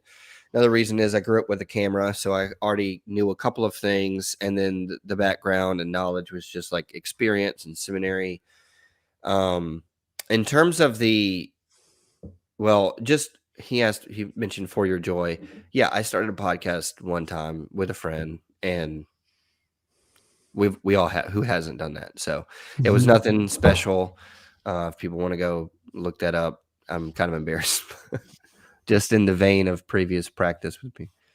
Oh, oh yeah. I was online a little bit doing that. I wrote some blogs. I used to do movie reviews on For Your Joy. I turned half of it into a blog / podcast, and so that was fun. But I mean, all I'd say with that, and more so than the For Your Joy side of it, I really I've had YouTube on all day, every day for probably 15 years. I just Mm. am obsessed with YouTube. I just love YouTube. I believe in YouTube. I think it's great. Yeah, they're not perfect. They've censored stuff before, but I love it. And so I think I understood it a little bit because of that. There's some I don't know. I mean, you had Rob Agger Mhm. on Yeah. here, so I've watched his stuff. I don't know if you've ever seen Your Movie Sucks. I've watched him for 15 years, Mhm. and he's just like, to me, the gold standard of YouTube. Like, Okay. just his edits and stuff like that, I think probably have carried over even into mine. If anybody wants to look that up. He's really foul, so just heads Mm. up. But editing style and just his criticisms and his thought process just always had an influence on me. So those things probably carried over, but the main thing in terms of the end goal, Stephen King in his book, I think it was in On Writing, he said that his stories are like fossils that he's discovering. Mm. And so he kind of just like lets them happen. I mean, I don't know if you know, but he has this rule that he writes 10 pages every single day. And he's done that for as long as he can remember. Just that's Yeah. his one rule, is every single day I gotta write 10 pages. And he has characters in mind, and then he goes and sits down at his desk and he's like, I am going to figure out what the next move that this character is going to make. What's their next decision? And he just lets the story kind of happen. And I've kind of seen that to be true for me in the political theology um, focus that I have, is that there is a sense in which I'm still discovering every single day um, where things are headed. Now, there is a specific tentative thesis that I don't want to give away, and I mentioned doctoral studies having to do with the Reformed family tree. So I'm just going to leave that aside, but say that I do, obviously I'm obsessed with, uh, I think that Bavinck is the best. Bavinck's Reformed dogmatics are the best systematic theology that Christianity has produced to date. So Mm. I'm always reading Bavinck. I've always been obsessed with Bavinck and his role, especially when you talk about Voss, and he's friends with Voss, Gerhardus Voss, who was Van Til's mentor. And so to see the ways in which Van Til was really wrong about some things in terms of knowledge, or maybe just missed it, or maybe his Dutch got in the way because English was a second language. So or he didn't speak English as well. I, I get him and John Owen confused sometimes. Mhm. But I know that English was not his strong language. Um, that has always really fascinated me, and especially when you see the followers of Van Til and when you see the followers of presuppositionalism, which, like you said, makes a lot of sense, and so then I see these patterns and I'm trying to figure out, what's going on. And so I don't know, I don't feel comfortable saying what my tentative thesis is there, but there is kind of a bullseye, and I will just leave it at this: that the Brave New Tube will end. It Mm, will eventually. I will say what needs to be said, and I'm so thrilled, and I appreciate your kind words. I'm so thrilled that comes through, that it feels like there's an end goal. yeah. I have some things that I want to say, and some of that's going to come with more education. Right now, what I do is I've made my schedule such that I'm trying to make up for my lack of a doctorate by extra reading. Like, I'm always trying to read extra, more, always trying to squeeze in another 2 hours into my day of something, reading and writing, reading and writing. And it's kind of turned into, I constantly have like 10 scripts just kind of working in my head. And I feel comfortable saying this, I see like most of everything I say in the channel as working out a section of a book called Confessing the Faith in the Cloud. Mm, And once I come to some, and I'm getting closer, that's the thing, is that that's why I bring up Stephen King, is I constantly feel telling the story of the Reformed family tree getting more and more clear to me. And even stuff like this, coming on here and talking with you, these things help me kind of flesh out where I'm trying to go and telling that story. The last one I was on, the Obro show, he asked, like, he really pressed, I don't know if you're watching this, but I really appreciated him pressing that. I've been meaning to message him and tell him. He's like, but what specifically positively can, Baptist political theology, that's not exactly what he said it, but and I kind of scratched my head and I was like, I'm glad he asked that question, because I don't want to just be the guy that just critiques Joel Webbin or Doug Wilson or Stephen Wolf or anybody and just leave it at that. And it's like, well, I don't know where the line is, but I'll tell you when you cross it. No, I want to draw a line. And that's what I'm trying to do. And I've been trying to. They don't do as well. And that sucks too, that my critical videos do better. yeah. But when I'm trying to do something positive, constructively, that doesn't do as well. But I'm still committed to doing that. So I have, more critical, hot take videos, controversy videos, but on rotation with positive things as well, trying to develop a positive Baptist political theological vision. And for me, it's really becoming clear that vocation is the path forward for that, like the doctrine of vocation and calling. And so we're going to continue to do that, but we have a lot of work to do, a lot of research on Kuiper specifically and his sphere sovereignty coming up here. I'm going to probably take a break, not in the not too distant future. And I'll still be putting out content, but the Brave New Tube videos will kind of end for just a bit. But yeah, when that book is finished, my aim and goal when I first started this, I may have said this I've said this to others before. I came out with a video called 5 Books That Changed My Life. And this Mhm, was like video 40 that I mhm. had made. If I had made that video when I first started, no one would have watched it, because Okay. who am Oh, yeah. I? Yeah. So what I wanted to do was actually come on and say, okay, I have something to say, and that is tell the Reformed story and argue for Baptist confessionalism as an answer that is missing in the political conversation. And that was about all I knew. But having done that, now I feel that more people are willing to listen to the other silly thing. Like, I went to Dollar General and got Bush in my Body by Bush light tank top, Mhm. and 1,000 people watched it. But I think it's because we had built that community. So the goal is, when the YouTube channel ends, we hope to have established a community so that a podcast can continue. And what I want to continue and to be a legacy is, if that book, God willing, ever comes out and the Brave New Tube videos end, but that we still have a place, and this is really my heart, is I feel that so many Christians go to church and feel discombobulated, and they look to their pastors for wisdom and for answers. And I'm not talking about you have to mention every hot button topic that's going Right. on around us, but the approach to politics up to this point for so many evangelicals, getting back to the Young Russell's reform movement, that has just said, well, Christ's kingdom is not of this world. So therefore, this candidate doesn't matter, that candidate doesn't matter, and none of it really matters, to Mhm. me is not compelling. Right. And I have found people frustrate people that I know. This is not just like, oh, well, people online message me, which is true, but I'm talking about people that I know, real people.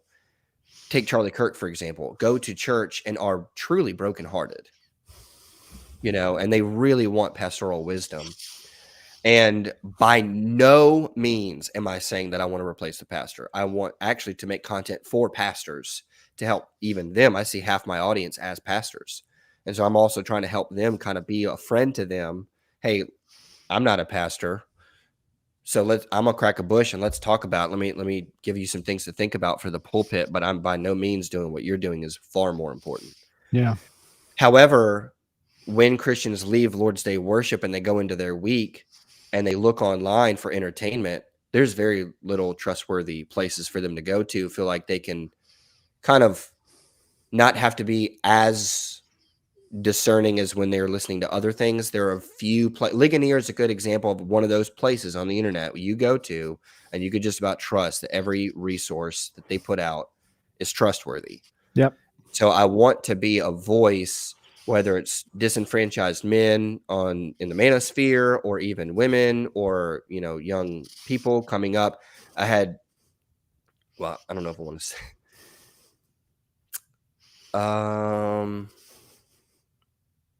I'll go ahead and say this. I went to church a couple weeks ago and 3 young men, and I thought of you and I thought of this, what we're doing right now. And I want to do it again, by the way. They said, oh, Bob would know. Tell us what you think about the Jews. Wow. And on the spot, and I'm ashamed of myself for how I responded because it really caught me off guard. Well, yeah. But I have talked to other pastors and I've told them about the youth in their churches. Yeah. And the stuff they're seeing online. Yeah. They need to give these young men really good answers why they shouldn't hate the Jews. Yeah. Because Agreed. if they don't, these young men will get blindsided by serious error. Yeah.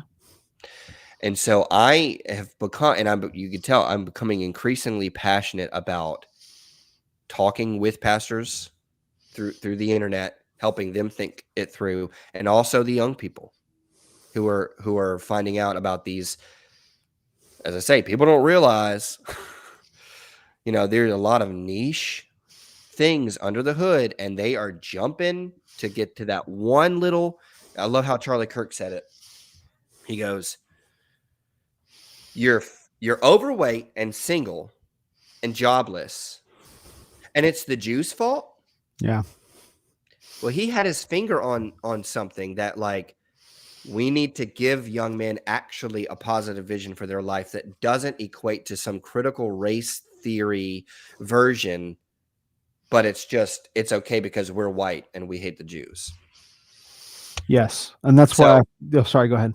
Well, I was just going to say, so that's, Brave New Tube, no Brave New Tube book or not. Yeah, there are specific things that I think have driven me here. But the end goal is I want to be a place where people say, oh, I know that Bob is crazy in a good way, hopefully. So No, that's, and all that shows up, maybe not the intention to write a book, but it seems like it's part of a larger thesis that you're exploring. And I particularly like the vocation video, because I've done a lot of work in the manosphere. I came out of the manosphere into Reformed theology, and I see now Reformed theology has absorbed many of the influences from the manosphere. In fact, from on the ground in 2022, Christianity flowed into the manosphere and cracked it open and sank it to the bottom of the ocean. That's what happened. That's a significant component of what happened. And now the manosphere is repaying the favor. And, and that's really sad to watch that, to see, like, yes, I understand that many pastors were homeschooled and maybe they didn't get as much instruction about masculinity as they needed, or maybe there are questions that they're grappling with living in our feminist captured culture. I get all of that. I think what's hard to watch is a lot of the bad ideas from these internet subcultures have now flooded in, and men are swallowing them who are supposed to have spiritual discernment. And that's the part we started out much earlier. You said it was really sad. You said it made you sad to hear my perspective. And what I wanted to say is, well, I can make you actually depressed, because my perception is actually worse than I let on. It's very disappointing to see leaders who I thought were supposed to know better, not knowing better, who have a standard that they're accountable to, throwing that standard out in favor of clicks and cash and controversy and being based and all that different stuff. And the young men asking you, like, well, what about the Jews? What do you think about the Jews? Is an expression of that. And and you're absolutely right. Like, you have to have good answers as an individual, meaning you and everyone listening. I just wish that even good answers meant that anyone would listen. And that's unfortunately my experience, is it really doesn't matter how good answers that you provide, that there isn't really a longing for good answers. There's just a longing for revenge, for violence. And that's the part that's really tough. But I think with the vocation video you touched on, why is that men typically frame that question to me, because I'm a counselor for men. They frame that question in terms of purpose. What is my purpose? And I frequently tell them that in this kind of, I love how you said it, this kind of Nietzschean age of these Nietzschean presuppositions. What is my grand overarching purpose? What is the vision? What is the mountain I'm going to conquer? It's like, well, that's a historical novelty that should even be the case. Most people didn't have that. Those people didn't have a grand plan or vision. It was enough to work a stable, rewarding job, right? Maybe you didn't always enjoy it, but certainly it rewarded you financially enough for the discomfort, and to support a family. And that was and to have leisure time on the weekend and go to church. That was men's purpose, but it was centered around a vocation, a specific thing that you can do, that you can apply your whole self to. And men don't have that vocation anymore. And because they don't have vocation, they don't have a sense of a hope of economic prosperity. No economic prosperity, no hope of finding a wife or kids. And so it all boils down to this notion of, what am I to do as a man? And Francis Schaeffer, How Then Should I Live? That's right. And for far too long, men have been mocked for saying, as a man. How then should I live as a man? Right. How dare you ask that question? For far too long. And that is driving them. In the video that's coming out, I did a piece on third wayism that's coming out Monday. And at the very end of the video, I say something about crafting a positive political theology, but first starting the conversation of the legitimacy of political theology as a discipline. And then I flashed up a quote of Stephen Wolfe, and I said, or people will go to Wolfe. Yeah. If you don't give aggressive, testosterone-filled, frustrated, angry men something that's distinctively Christian and reformed, and tell them what it means to be a man, that's not sexist, that's not racist, that's positive and reformed, they will go there. They will go somewhere else, I mean. And if I can add one, you're right, but I would like to add one thing. They will go somewhere else and they won't come back. And that's the problem, is that a man will reach a point in his life where he largely doesn't have that. And then he will go walking down the red pill path, or the anti-Semitism path, or the radical Christian nationalism path. And he'll take a couple steps down that path, and they don't come back. Like, they don't come back. I can't say all, but let's just say I've known 100 men that have walked down that road. I know 2 that have come back. And they say that, oh, I just want answers. Okay, I'm going to give you an answer. But then they just ask another question and another question and another question. It's like, do you want answers? Because I'm giving them to you. Because if you want something other than answers, I don't have that. but I Yeah. can give you answers. And that's the real problem. Is I don't disagree with you that they will And you're walk down just that path. Go ahead. you're describing the phenomenon of itching ears, that they have itching ears and they're sinners. They have flesh, fallen flesh. And when they see something that maybe has this much truth mixed in with a bunch Yeah. of error, they'll swallow, talking about the Yeah. red pill, they'll swallow the whole red pill, and they'll follow that error if you don't show them why that is error. And you gave me a video idea, actually. Don't take the red pill, take the ref pill, the reformation. And that's Run it. and maybe I should I'll attribute it to you, but that's one thing that I find super disheartening is the in a couple of videos ago, the downplaying of the Reformation and the doctrines of grace. Hmm. Oh yeah, no, that's like, do you really believe that your salvation is a gift given to you by God that you didn't earn and can't earn? Hmm. If you if you really believed that, if you really believe that God delivered you Hmm. from hell out of his own grace, like how could you possibly behave the way that you're behaving if Yeah. you really believed that? Yeah. That's the and that's not to say that people aren't sinners, that we don't make mistakes, that we don't have bad days or get up on the wrong side of the bed. But and when Yeah. it's a consistent pattern of behavior, it's like, do you actually believe what Scripture says? And that perhaps is why, Yeah. sola Scriptura isn't actually popular among some Protestants who say Yeah. that they like it. This might sound conclusory. I don't mean it to be. We can end when you want, but No, it's I fine. just the um getting into this and this becoming like a lifestyle for me. Look, I have to listen to a lot of Nick Fuentes and Joel Weapon, and Ugh. it's kind of it can get dark. Seriously, it gets dark. And But um he says some good things. yes. Yeah, he says- and so I have to go outside every morning. I say outside, just happens to be where I Mhm. do it. I have to read the Bible every day. Yeah. And I have to, just on that note of what you were saying, like, do you actually believe this stuff?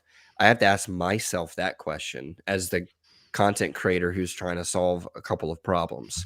Do I really believe this stuff? Am I really united to Christ by faith and not the sacraments?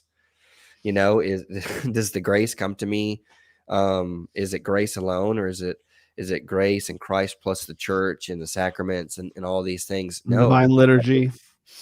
Yeah, and in my lecture for RTS, uh, I mentioned political and then traditional. And by that, I just mean like the Matthew Barrett phenomenon. Go for traditional and technological temptations, or you could say tectations.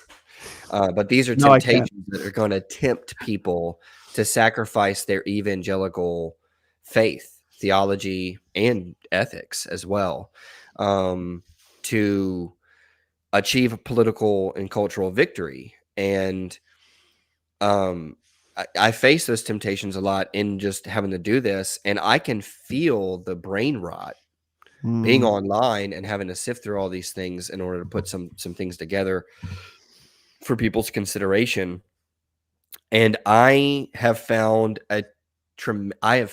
it in my soul, a major shift on the days when I keep reading scripture and prayer the priority, and when I skip out on it just yeah, that one day, even just that one day. yeah. In the words of John Piper, I wake up every day and I feel the devil sitting on my face.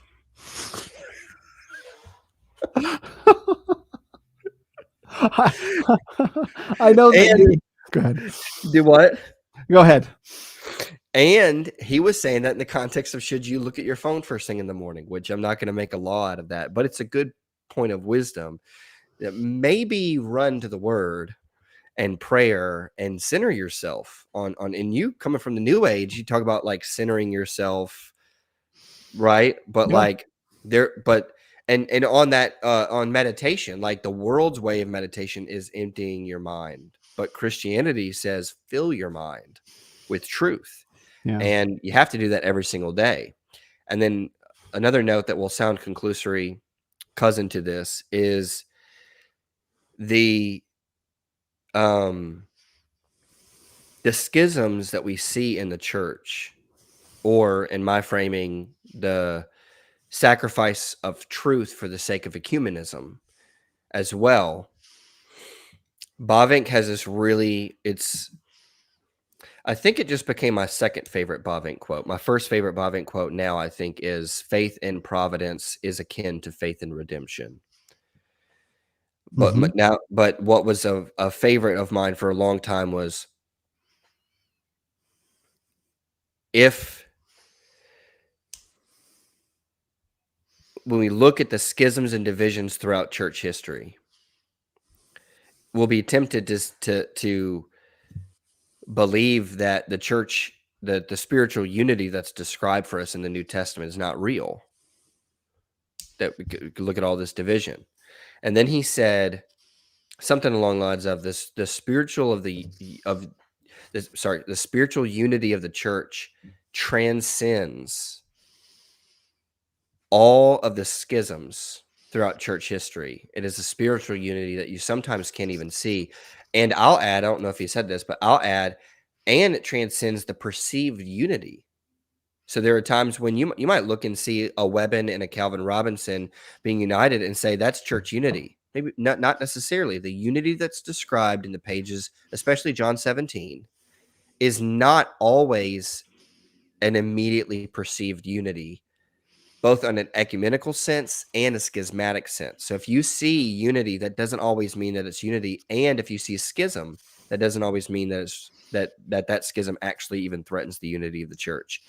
He has always everywhere had a people, and he is building his church, and the gates of X will not prevail against it. Amen. Amen. I know you didn't intend those thoughts to be conclusory, but I think they are actually a good place to land, because I think that's what I needed to hear. I think it's also very true. And I think it's a hopeful and encouraging note to people who are looking at a lot of these same issues and Mhm. trying to figure out what they can do about it individually as believers, or simply just how to navigate this moment. And that is the true answer, Yeah. is not to get too caught up in the moment as having greater significance than Yeah. it does. Yeah. Yeah. Amen.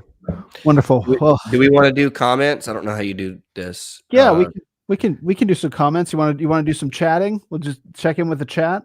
Is that okay? Yeah, absolutely. Absolutely. So let's see. Let's just Mostly because I saw Pam is an awesome friend of the channel, and my buddy Adam. if so Pam is requesting drum rolls between video segments. Probably not, but I need to be better about dancing in between segments. I did once, but just because I always have like music introducing a new section, I have thought about trying to include the dancing. So we'll see. We all need more drum rolls and dancing in between segments. Mhm. Let's see. I think Pam also says there's no substitute for reading and studying the word. It changes everything. Amen. Absolutely agree with that. Let's see. Pam wonders, do you have a drum kit still? Yeah, I do. It's at my dad's. It's something I've kind of recently actually even become convicted about a little bit, because he really wants to see me playing more. And I don't know. You know how humans and sinners are. It's just like I have these weird feelings since it's been a long time since I've done it, so I'm always kind of embarrassed to get behind the kit. But he reconstructed the kit in a very really decent, but albeit shabby, but decent way. And so every time we visit over there now, I try to. So yeah, it still exists. It's the same. It's the same kit that we played all our shows with. So it's fun. Wonderful. JW said, not sure how getting married young is necessarily a Christian idea. I don't really see that in scripture. I would say, was it Proverbs? Rejoice in the wife of your youth. I think my mind goes to that. I wasn't necessarily trying to say it's a scriptural directive, but I think fruitfulness and if we're expecting people to navigate their late teens and 20s and to be chaste, and is in our hypersexual cultures, that's a kind of a tall order. And I also don't see reflected in scripture that people would naturally wait to marry until they were older. I think of Joseph and Mary and others, but maybe you can speak to that. Well, I mean, I would just mention this is one of those generalizations versus footnote issues. So do we make the footnote the rule? Yeah, No. We also don't make the general the rule either, because the church is full of footnotes, and we see. I know I mentioned him a lot, but Webben, you know, castigates the footnotes or mhm, ministries that are marked by caring for footnote examples. What about this scenario, or what about mm, this unique situation or this unique situation? It got me thinking about how Jesus' ministry was marked by highlighting the footnotes. And I just think that's a fact of scripture. So I think both are true. Yeah, you have the wife of your youth. That is a general rule. I recommend it. We did it. I think there are times when it might not be a good idea to get married young, but that's a case by case thing. So I'm not really passionate about it either way. I think it's a good idea to get married younger. I agree. I agree. Totally agree. Let's see. Adam is saying he can confirm that you wear wife beaters 97% of the time. Thank you for wearing. This is the 3% right now, but I am wearing my "I'm white trash and God loves me" t-shirt. That's right. Bob the Baptist T-shirt supply. What else? What else we got? Let's see. Pam was talking about the rides home on the bus, discussing evolution and creation with the public school kids. Oh, Yeah, she used to be a teacher. I don't know if she still is a teacher, but I know she's talked about it before. She's got a YouTube channel, by the way. oh, does she? Mhm. Pam, if you're listening, drop your YouTube channel in the chat. And then one last comment from Adam. He said he really liked the idea of being very specific with critiques and not throwing the sinner out with the sin water. He is a punny dude. Also has nice, luscious locks like yours truly. Wonderful. Unlike yours truly. All right. Well, Caleb, this has been wonderful. I'm so glad that we got the chance to do Me this. too. I'm so glad we fought through technical challenges and all of that to get to chat. And just as we wrap up, where would you like to send people to find out more about you and what you X at bobthebaptist.com, or x.com/bobthebaptist. YouTube, just search Bob the Baptist. Handle is at Brave New Tube. If you want to email me, Canvid, that's CANVID, VID like Candid, but with a V, canvidfilms@gmail.com for any inquiries. And I've got a backlog, so I'm trying to respond to everybody. So I apologize, but yeah, that's how you can reach me. Wonderful. Thank you so much, brother. I'm looking forward Thanks, to man. Thank continuing you to. so much. I should have said that at the beginning, but thanks so much for having me. I looked forward to this, and it was better than I expected. So Praise God. I'm so grateful for your work too. I look forward to every video when they come out, and you're just hitting the nail on the head. So keep it up. let's do it again, man. I appreciate you. Amen. All right.